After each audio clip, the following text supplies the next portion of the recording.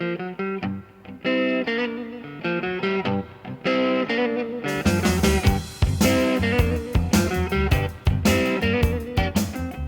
Don Pasqualini.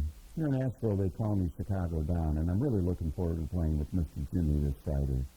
I wanted to play the guitar when I was about 11 or 12 after hearing the Ventures, and I thought they were pretty cool, and I liked their guitar playing. And my dad bought me my first guitar, actually when I was 12 years old, and I've never looked back. Actually, growing up in Detroit, I was not aware of the blues. There was more rock and roll going on, and I bought some early Rolling Stones albums where it actually played blues, and I read the liner notes, and I heard about Muddy Waters, Howlin' Wolf, Sonny Boy Williamson, and I went out and bought their albums, and I was just hooked on the blues from that point on, and quit playing rock and roll altogether. I listened to all the great blues players, but I tended to fall more in the vein of the British blues players like Eric Clapton. I also loved Michael Bloomfield, Peter Green, and Mick Taylor was one of my favorites. But not to say that I didn't like the authentic Chicago blues artists. They just played a slightly different style than what I do. I left Detroit in '77.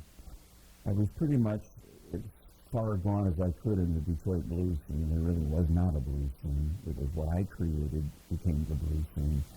So I moved to Chicago to be in a bigger blues circuit. And in Chicago, they called me Detroit Don, by the way. And here in Asheville, I'm Chicago Don. But I went to Chicago only to play the blues. And I did that for 20-some years before I moved here. Some of the interesting blues artists I played with are Jimmy Dawkins and the Great Sun Seals. I've also done a handful of gigs with B.B. King's daughter, Shirley King, and been on the same stage with many of the Chicago blues great singers, like Big Time Sarah and Valerie Wellington. But I really was attracted to the West Siders. Little Arthur was one of my favorites, and Hip Like Shane, Harmonica Hines. I've written a couple of blues songs. One I'm proud of. It's called Singing the Blues. It's a slow blues. And Malcolm Chisholm, the recording engineer for Chess Studios in Chicago, was doing the recording class at Columbia College, and my friend B.K. Reed had us come in there and do a recording session, and he stopped the session, brought the whole class out and said, "Now this is what a blues song is." And that made me feel pretty good that Malcolm Chisholm would even notice my own song. I really like playing the blues. I don't enjoy playing other forms of music too much, and I really have a lot of fun when I play the blues. I tend to be a little more technical oriented than a lot of other blues guitar players, but I try to put a lot of feeling into that technique. A lot of people don't know that being a city boy and growing up in an area where houses were 3 feet apart, that I came down here to the Asheville area and my wife wanted horses. So we ended up getting 2 horses and a pony. We call our place the Jude Ranch. That's her name, and it's a play on the Jude Ranch name. And our subtitle is two and a half horses, because we have 2 horses and a pony. And I found that I'm as comfortable on my John Deere tractor as I am on stage playing guitar, and I love it.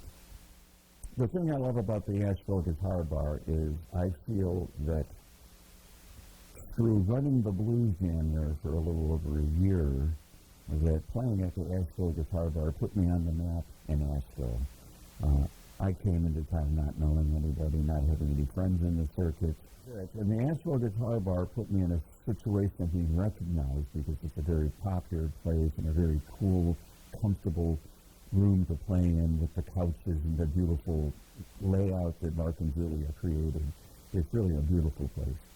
I think the reason that I play the blues is because everybody can relate to the blues.